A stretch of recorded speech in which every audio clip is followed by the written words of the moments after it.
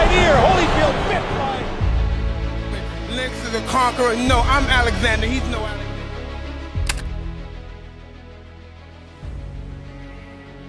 Kisah Michael Gerard Tyson atau Mike Tyson adalah cerita tentang dua sisi yang bertolak belakang. Ia pernah jadi simbol ketakutan, dijuluki Iron Mike dan The Baddest Man on the Planet dengan 50 kemenangan, 44 diantaranya lewat knockout.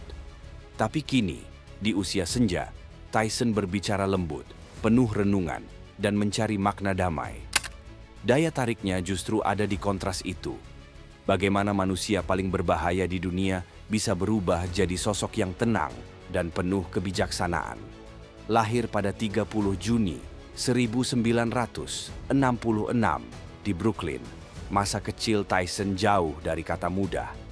Ia tumbuh tanpa ayah, hanya bersama ibunya yang berjuang di tengah kemiskinan. Jalanan keras jadi tempat bermain sekaligus sekolahnya. Tyson kecil sering terlibat perkelahian, keluar masuk sekolah reformasi, dan dari sanalah amarahnya ditempa. Amarah itu yang kelak meledak di ring tinju, sesungguhnya adalah luka lama yang mencari pengakuan. Tapi di balik semua kekacauan itu, takdir menyiapkan seseorang untuk mengubah hidupnya. Cus D'Amato.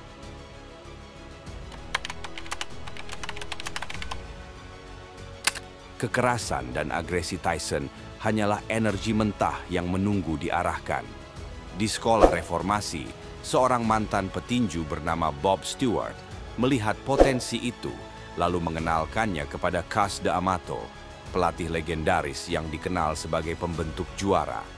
Pada malam pertama latihan, setelah Tyson terkena pukulan keras hingga hidungnya berdarah namun menolak menyerah, Cus berkata pelan, "Itu juara dunia kelas berat. Kalau dia mau, itu miliknya." Ucapan itu jadi nubuat. Cus tak hanya melatih fisik Tyson, tapi juga membangun jiwanya. Ia menanamkan keyakinan, disiplin, dan filosofi yang sederhana tapi keras. Disiplin adalah melakukan hal yang kamu benci, tapi melakukannya seolah kamu mencintainya. Bagi Tyson muda, Cus adalah segalanya. Pelatih, ayah, sekaligus figur yang menakutkan. "Aku merasa sangat takut padanya," kata Tyson, "tapi aku juga mencintainya." Hubungan mereka adalah fondasi dari kebesaran Tyson, tapi juga bibit kejatuhannya. Pada 1985, sebelum Tyson benar-benar matang, Cus meninggal dunia. Buat Tyson, itu bukan sekadar kehilangan pelatih, tapi kehilangan kompas moral. Disiplin yang ditanamkan Cus begitu kuat, tapi tak cukup untuk menahan badai yang datang setelahnya.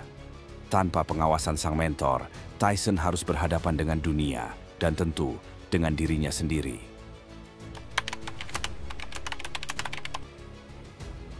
Akhir 1980-an adalah masa keemasan Mike Tyson. Ia bukan sekadar petinju, tapi fenomena global.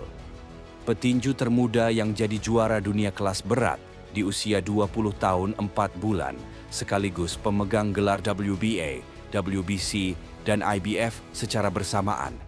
Ia memukul seperti badai, cepat dan brutal.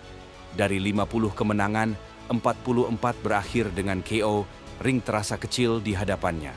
Tyson hidup dengan filosofi khas. Semua orang punya rencana sampai mereka dipukul di mulut. Di atas ring, ia adalah mesin. Tapi di luar ring, kekayaan dan popularitas datang lebih cepat dari kedewasaan. Tyson dikelilingi pesta, wanita, dan orang-orang yang hanya menginginkan bagiannya dari kejayaan. Arogansi menggantikan rasa takut, dan kedisiplinan Cus perlahan memudar. Ia menjadi raja dunia, tapi raja di atas takhta kaca. Sebuah kekuasaan yang tampak kuat, namun rapuh. Dan saat retak pertama muncul, semuanya pecah dengan cepat.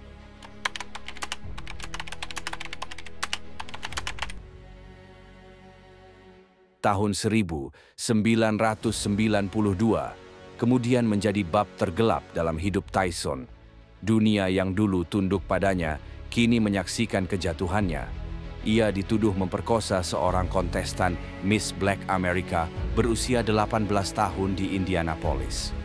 Proses sidang berlangsung 7 bulan dan menyita perhatian dunia. Tim pembela menyebut tuduhan itu jebakan, sementara jaksa menampilkan sosok korban sebagai gadis polos. Tapi juri memutuskan Tyson bersalah atas 3 tuduhan. Ia dijatuhi hukuman 6 tahun penjara. Raja yang dulu dielu-elukan kini duduk di balik jeruji besi. Semua yang ia miliki, termasuk uang, kekuasaan, hormat, hilang dalam semalam. Tapi ironisnya, justru di tempat itulah Tyson menemukan sesuatu yang tak pernah ia punya, yakni ketenangan. Hari-harinya di penjara monoton, tapi memberinya ruang untuk berpikir. Ia membaca banyak buku, sejarah, filsafat, hingga tulisan-tulisan Mao dan epik Yunani. Di tengah kesunyian, Tyson mulai bertanya tentang makna hidup, tentang Tuhan, dan tentang dirinya sendiri.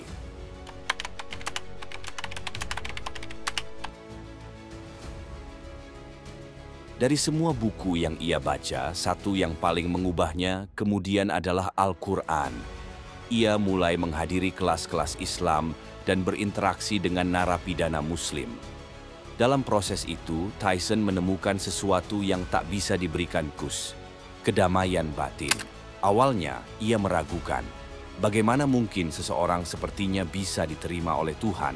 Tapi semakin ia membaca, semakin ia merasa tenang. Ia belajar bahwa penyerahan diri bukanlah bentuk kelemahan, melainkan kekuatan tertinggi.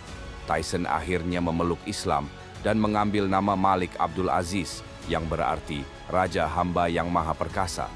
Sebuah ironi yang indah. Raja Ring Tinju yang dulu hidup dari ego, kini menyerahkan diri pada Yang Maha Besar. Dulu aku tak mengenal Tuhan, katanya. Tapi di penjara, aku mulai belajar percaya. Islam memberinya arah baru. Kalau dulu disiplin datang dari cus, kini ia datang dari iman, dan kali ini tidak tergantung pada siapapun.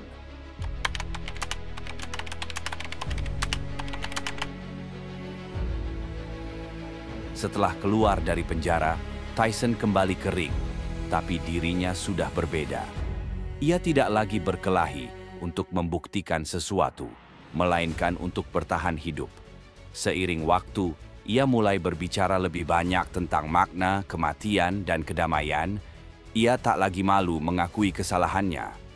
Aku bukan orang suci, katanya. Aku masih berjuang, tapi aku tahu siapa diriku sekarang.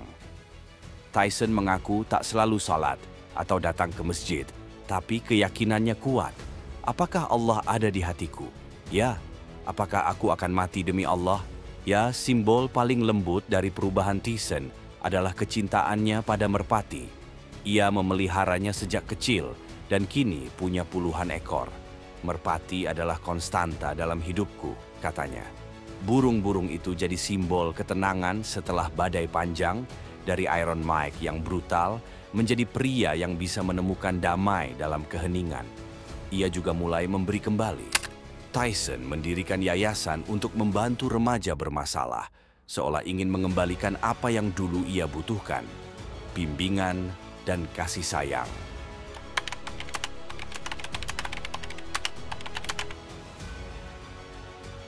Kisah hidup Mike Tyson bukan cuma tentang tinju, tapi tentang penebusan. Dari anak jalanan Brooklyn yang dipoles Cus D'Amato menjadi juara dunia, lalu terjatuh ke titik terendah, hingga akhirnya menemukan kedamaian lewat iman. Cus pernah menyiapkan Tyson untuk menguasai dunia, tapi bukan untuk menguasai diri. Pelajaran itu datang di tempat yang tak terduga, di penjara, di bawah cahaya Al-Quran. Di sanalah baja itu benar-benar ditempa. Kini, Tyson hidup damai bersama keluarganya dan merpatinya. Ia tahu bahwa kekuatan sejati bukan soal menjatuhkan lawan di ronde pertama, tapi kemampuan untuk berdamai dengan masa lalu. Kisah si paling kejam di planet bumi lantas berakhir bukan dengan dentuman tinju, tapi dengan bisikan doa. Dan di sanalah Mike Tyson akhirnya menemukan kemenangan paling sejati, yaitu kemenangan atas dirinya sendiri.